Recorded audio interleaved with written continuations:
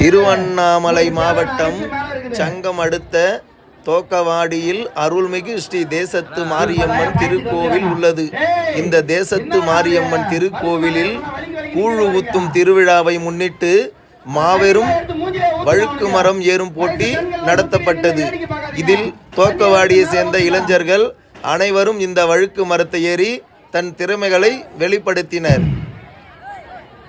தோக்கவாடி இளைஞர்களா இல்ல வழுக்கு மரமா இல்ல சுத்தி பார்க்க இளைஞங்களா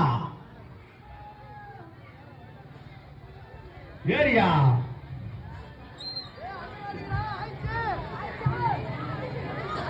லைலா கல்பனா